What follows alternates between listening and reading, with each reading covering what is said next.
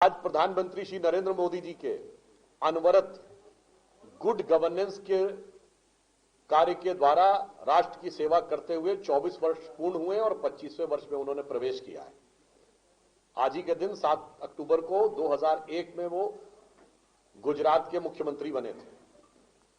संभवतः भारत के इतिहास में यह इकलौता मौका है जब किसी नेता को जनता ने इतना आशीर्वाद दिया हो कि लगातार 3 बार राज्य का मुख्यमंत्री और उसी निरंतरता में लगातार 3 बार केंद्र में प्रधानमंत्री। और उससे भी प्रमुख बात यह है कि एक तरफ उन्होंने गुजरात में कायाकल्प किया जिसे एक मॉडल के रूप में राष्ट्रीय नहीं अंतर्राष्ट्रीय स्तर पर माना गया, और आज देश का वो कायाकल्प किया है इन 11 वर्षों में कि आज हम चौथी बड़ी अर्थव्यवस्था, चौथे बड़े स्टॉक एक्सचेंज, तीसरे बड़े ऑटोमोबाइल मैन्युफैक्चरर, दूसरे बड़े मोबाइल हैंडसेट के मैन्युफैक्चरर और डिजिटल ट्रांजैक्शन में नंबर 1 के देश बनकर उभरे हैं। और आर्थिक असमानता में हम विश्व की बड़ी अर्थव्यवस्थाओं में सबसे बेहतर स्थिति में हैं और विश्व की बड़ी अर्थव्यवस्थाओं में फास्टेस्ट ग्रोइंग देश बनकर उभरे हैं। तो निश्चित रूप से ये सभी भारतीयों के लिए एक सुखद अनुभूति है। और इससे भी अधिक मैं कहूंगा ये प्रधानमंत्री मोदी जी के लिए भी उपलब्धि है और उनके ऊपर एक दैवी कृपा भी है कि इन 24 वर्षों में एक दिन के लिए भी उन्होंने अवकाश नहीं लिया है। मुझे लगता है देश की जनता के सामने एक आदर्श ऐसा है कि अहर्निश सेवा करते हुए 25वें वर्ष में प्रवेश करना बगैर एक भी दिन का अवकाश लिए। भले ही कुछ दूसरे नेता होंगे जो हर कुछ महीने के बाद विदेश अवकाश पे जाते हैं, वो अलग हैं, मगर हमारे मोदी जी का ध्येय वाक्य है कि तन समर्पित, मन समर्पित और यह जीवन समर्पित, स्वप्न अर्पित, प्रश्न अर्पित, आयु का क्षण क्षण समर्पित, चाहता हूं देश की धरती तुझे कुछ और भी दूं।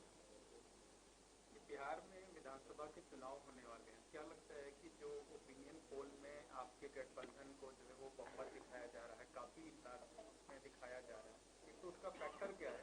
और दूसरा सवाल ये है कि सारे ओपिनियन पोल में बीजेपी को जेडीयू से काफी ज्यादा सीटें दी जा रही है, तो सीएम कौन होगा? देखिए, बिहार में चुनावी शंखनाद हो चुका है और जो अभी जनमत सर्वेक्षण आए हैं उनमें एनडीए को स्पष्ट बढ़त दिखाई पड़ रही है। परंतु आप आश्वस्त रहिए, जब यह सर्वे एक्चुअल रिजल्ट पे तब्दील होंगे तो यह एनडीए के पक्ष में प्रचंड बहुमत दिखाई पड़ेगा।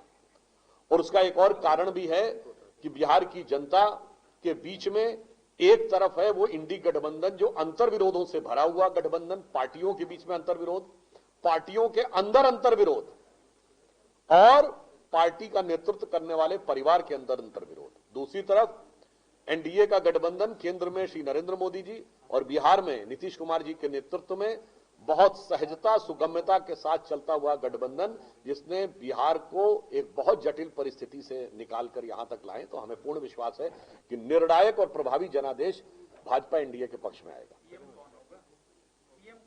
हमसे पूछना चाहिए।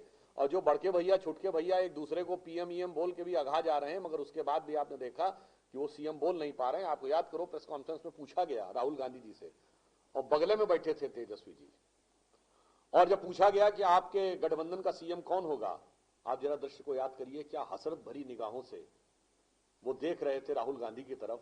मगर राहुल गांधी जी का जवाब सुनने के बाद वो नाकाम हसरतों का जनाजा जो उनकी आंखों से दिखाई पड़ा, उसके बाद आपको समझ जाना चाहिए कि किस गठबंधन की अंदरूनी स्थिति क्या है। नहीं, हमारा इस पे पिछले भी चुनाव में हमारी सीटें ज्यादा थी, इसलिए हमारी स्थिति स्पष्ट है।